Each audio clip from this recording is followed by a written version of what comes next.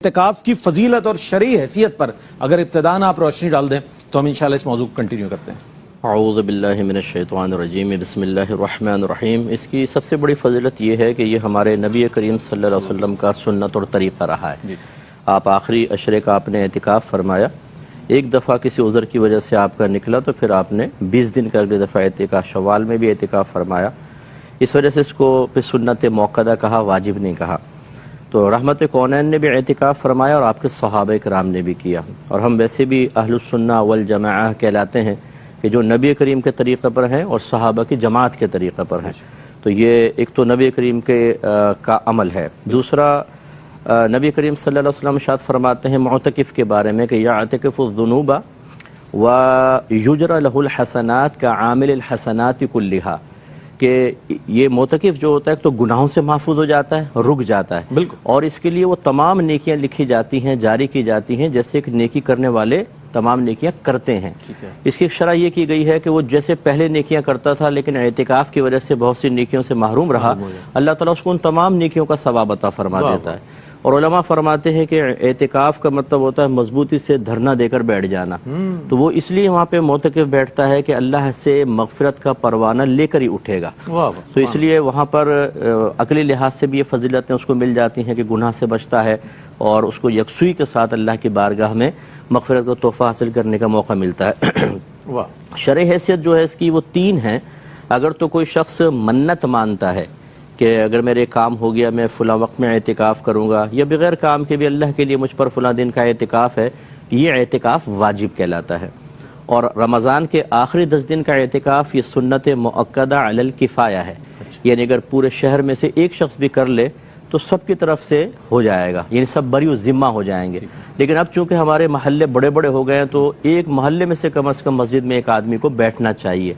یہ سنت مؤکدہ علی الکفایہ۔ اور تیسرا ہوتا ہے نفلی اعتکاف، وہ جب بھی آپ مسجد میں داخل ہوں آپ اعتکاف کی نیت کر لیں، آپ معتکف ہو جائیں گے۔ جو پہلے 2 اعتکاف ہیں واجب ہے اور سنت مؤکدہ علی الکفایہ، ان دونوں میں روزہ شرط ہوتا ہے۔ اگر روزہ کسی وجہ سے ٹوٹ گیا تو یہ اعتکاف بھی ختم ہو جائیں گے، لیکن نفلی اعتکاف میں کسی قسم کی قید نہیں، جب آپ مسجد میں داخل ہوں اعتکاف کی نیت کر لیں آپ کو ثواب ملنا شروع ہو جائے گا۔ کیا بات۔ اعتکاف کے جو مسائل ہیں وہ جاننا بہت ضروری ہے، مفتی صاحب اس پہ کیا روشنی ڈالیے گا کہ اعتکاف کے جو مسائل ہیں اس سے اگر آگہی ہو جائے اس مرحلے پر، آج کی تاریخ ایسی ہے کہ لوگوں کی رہنمائی ہو جائے گی۔ بسم اللہ الرحمن الرحیم۔ جیسے کہ اس میں عرض کیا گیا کہ ایک تو اس میں پاک ہونا شرط ہے، لہٰذا حائضہ خواتین یا نفساء یہ اعتکاف سنت موقدہ نہیں کر سکتی ہیں۔ بالغ ہونا شرط نہیں ہے، اگر نابالغ سمجھدار ہے تو وہ کر سکتا ہے۔ ہاں باعث سے فتنہ ہو تو اس کو روک سکتے ہیں، یا بچے آ کے مستیاں کرتے ہیں مسجد میں تو اس وجہ سے کوئی کمیٹی روکے تو الگ بات ہے، لیکن بلوغت اس میں شرط نہیں ہوتی، نابالغ بھی کر سکتا ہے۔ اور اس میں روزہ رکھنا شرط ہوتا ہے، سنت موقدہ جو اعتکاف ہے اگر روزہ نہیں رکھیں گے تو پھر اعتکاف ہی نہیں ہوگا۔ تو 20 کی غروب آفتاب سے پہلے پہلے ہمیں مسجد میں داخل ہونا ہے، اور پھر 30 روزے پورے ہو جائیں یا 29 کو چاند نظر آ جائے تو یہ اعتکاف کا وقت ختم ہو جائے گا۔ اعتکاف میں انسان اپنی ضرورت کی چیزیں لے جائے، کوشش حتی الامکان یہ ہونی چاہیے کہ اپنا وقت فضول ضائع نہ کرے، مکمل طور پہ یکسوئی کے ساتھ وہاں وقت گزارے اور مسجد کے اندر رہے۔ اب یہ جو مسجد کا احاطہ ہوتا ہے اس میں 2 حصے ہوتے ہیں، ایک وہ جو سجدے کے لیے مخصوص ہے اسے مسجد کہتے ہیں، اور دوسرا جو مسجد کی ضروریات کے لیے ہوتا ہے لیکن احاطہ مسجد میں ہی ہوتا ہے، دیوار کے اندر ہوتا ہے، اس کو فنائے مسجد کہتے ہیں، جیسے استنجا خانہ ہے، وضو خانہ ہے، جوتے رکھنے کی جگہ ہے۔ یہ مسئلہ مختلف ہی ہے آج کل کے دور میں، خاص طور پہ کہ فنائے مسجد معتکف کے حق میں مسجد کے حکم میں ہے یا نہیں ہے۔ اچھا جی ہاں، تو یہ بعض نے اس کو مسجد کے حکم میں رکھا ہے اور بعض نے اس کو مسجد کے باہر رکھا ہے، تو لہٰذا جو مسجد کے حکم میں رکھتے ہیں وہ کہتے ہیں کہ معتکف بلا ضرورت بھی فنائے مسجد میں جا سکتا ہے، ٹھنڈک کے لیے غسل بھی کر سکتا ہے، پیسٹ کرنے بھی جا سکتا ہے، ٹوتھ پیسٹ وغیرہ، اس کا اعتکاف فاسد نہیں ہوگا۔ دوسرے علماء منع کرتے ہیں۔ جب اس طرح مختلف ہی مسئلہ ہو جائے تو ہمارا مشورہ یہ ہوگا کہ جانب احتیاط کو اختیار کرنا بہتر ہے، بہت سخت ضرورت ہو تو باہر نکلیں ورنہ نہ نکلیں۔ ایک مسئلہ اس میں یہ بھی ہوتا ہے کہ اگر استنجا خانے وغیرہ ایسے ہیں کہ انسان کی طبیعت اس میں کراہت محسوس کرتی ہے، بعض جگہ صفائی کا انتظام نہیں ہوتا، تو اس ضرورت شرعی یا طبعی کے لیے وہ مسجد سے باہر بھی جا سکتا ہے۔ پھر قریب ترین گھر میں جائے، جو قریب ترین گھر ہو، اور اگر قریب ترین کوئی ایسا گھر میسر نہیں ہے تو اپنے گھر تک بھی جا سکتا ہے، لیکن صرف اپنے اس مقصد کے لیے جائے، اس کے علاوہ باہر نہیں نکلے گا۔ اسی طریقے سے اگر کوئی امام مؤذن صاحب ہیں اور مسجد کا مینارے پہ اذان دی جاتی ہے اور اس کا راستہ باہر سے ہے تو وہ اس کے لیے جا سکتا ہے، لیکن اس کے علاوہ نہیں نکل سکیں گے۔ اگر وہ فرض کریں جنازہ پڑھنے کے لیے نکل گئے یا ویسی عیادت کرنے نکل گئے تو پھر یہ اعتکاف فاسد ہو جائے گا۔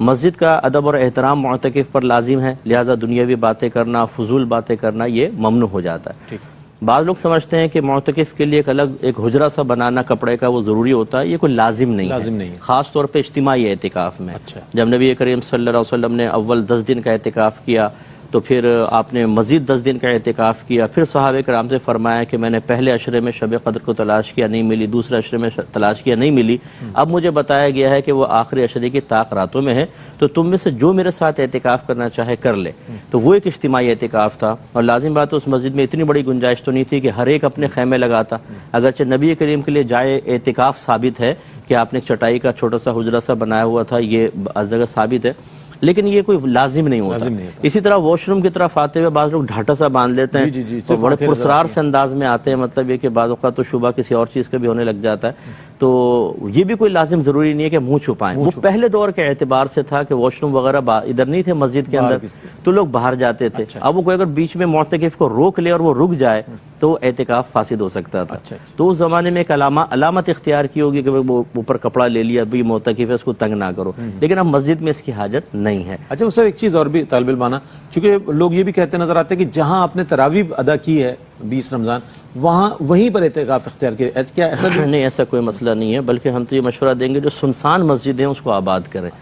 اور لیکن اگر آپ کے اندر ہمت ہو تو خاص طور پہ قبرستان کی مسجدیں عموماً ویران ہوتی ہیں اور سنسان ہوتی ہیں، وہاں اعتکاف کر لیں، بشرطے کہ اعتکاف سے گھر واپس آئیں، ادھر ہی کسی قبر کے اندر ہمیشہ کے لیے تشریف نہ لے جائیں۔ نفسیاتی اعتبار سے لوگ کمزور ہوتے ہیں، لیکن ایسی مسجدیں جہاں سہولیات کم ہوں، لوگ نہیں ہیں، وہاں بیٹھیں تو زیادہ اچھا ہے کہ وہ مسجدیں بھی آباد ہوں، کیونکہ یہ جو مقامات ہوتے ہیں یہ عابدین کی عبادت کے باعث ایک دوسرے پر فخر کرتے ہیں، تو یہ اس طرح مسجدیں بھی فخر کرتی ہیں، تو آباد رکھنا چاہیے۔ کیا کہنا ہے، احتیاطیں کیا کیا ہیں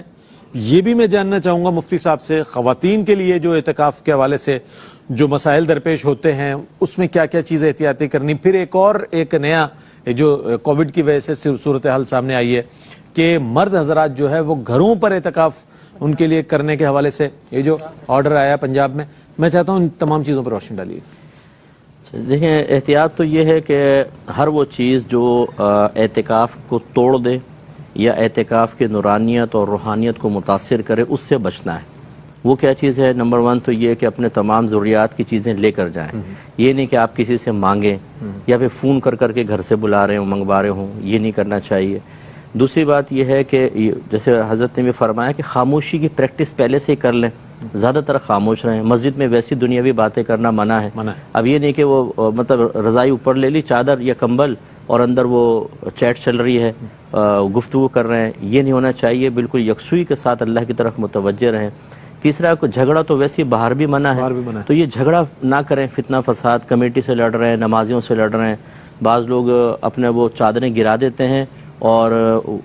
جماعت کے ٹائم بھی نہیں اٹھانے دیتے، تو پھر اس وقت پریشانی ہوتی ہے کہ گیپ بن جاتا ہے، وہ اگلی صف والے گناہ گار، جی ہاں، قطع صف بظاہر ہو جاتی ہے کیونکہ وہ فاصلہ تھوڑا سا بن ہی جاتا ہے، یہ نہ کریں۔ اسی طریقے سے اپنا ٹائم ضائع نہ کریں، بعض وہاں پہ درس وغیرہ ہو رہا ہے، وہ خراٹے خر خر کی آوازیں آ رہی ہیں، پتہ چلا جی اندر وہ خواب کے اندر 7ویں آسمان پر پہنچا ہوا ہے، تو وہ ابھی وہ خراٹے اب سونے کے لیے نہیں آئے یہاں پر۔ اچھا، اسی طرح شکم سحری سے تھوڑا سا، ورنہ جتنا آپ اعتکاف میں بیٹھیں گے اس سے کہیں زیادہ فنائے اعتکاف میں، فنائے مسجد میں جا کر بیٹھنا پڑے گا، کیونکہ طویل عرصہ پھر وہاں گزاریں گے، تو اس لیے کم سے کم وہاں پر کھائیں تاکہ آپ کو وضو بھی قائم رہے، آپ کو واش روم کی زیارت وغیرہ نہ کرنی پڑے یا کم کرنی پڑے۔ اسی طریقے سے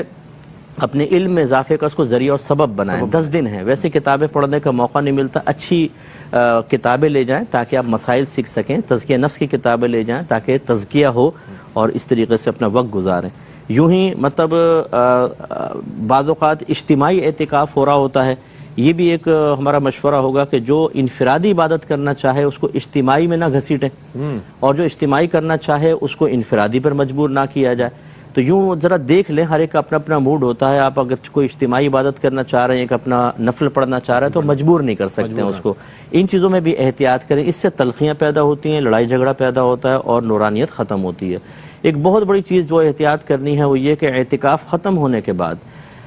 پہلے سے ذہن بنا لیں کہ میں اللہ کے لیے اعتکاف کر رہا ہوں، ہیرو بننے کے لیے نہیں کر رہا ہوں کہ جب ہم باہر نکلتے ہیں تو جی وہ ہار ہونے چاہیے پھولوں کے، پروٹوکول، اور پھر وہ جو بڑا کوئی کمال کیا بچے نے 10 دن کا اعتکاف کر لیا ہے، والدین بھی اس کو بہت ہی بڑا کر رہے ہوتے ہیں، اگرچہ چلیں حوصلہ افزائی کے لیے کریں تو برا بھی نہیں، لیکن وہ اتنا نہ کریں کہ اس بچے میں ایک ریاکاری سی پیدا ہو جائے اور وہ اس کو کیش دنیا میں ہی کرانے کے لیے ذہن بنا لے،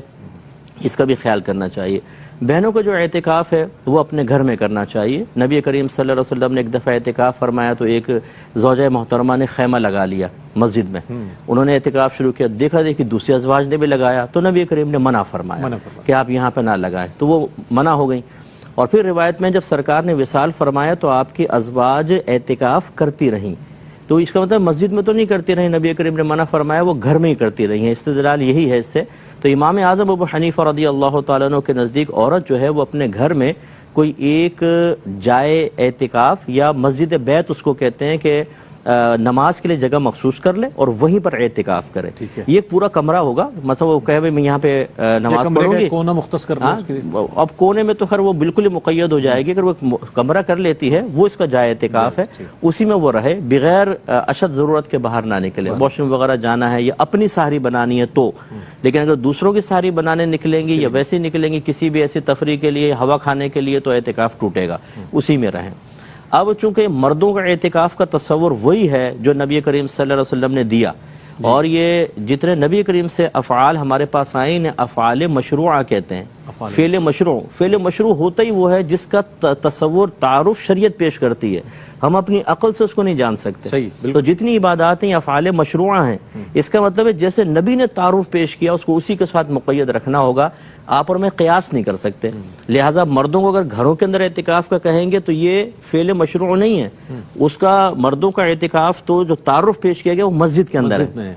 اسی طرح مسجد کے باہر گراؤنڈ میں ٹینٹ لگا کے اعتکاف کر لیں اس کے اندر نہیں ہوگا وہ اعتکاف سب کا، ہاں وہ ثواب مل جائے گا، ٹھیک ہے آپ اللہ کے لیے ٹھہرے ہوئے، لیکن جو اعتکاف ہے نہ وہ وہاں ادا ہوگا نہ گھر کے اندر ادا ہوگا۔ ٹھیک ہے، مرد حضرات جو ہے مرد حضرات بالکل مسجد میں کریں، اگر فرض کر لیں کوئی ایسی پرابلم ہے کہ گورنمنٹ منع کرتی ہے تو گھر میں اعتکاف نہیں ہو سکتا، پھر گھر میں یہ کہ یکسوئی سے عبادات اختیار کر لیں۔ بہت اچھی بات ہے۔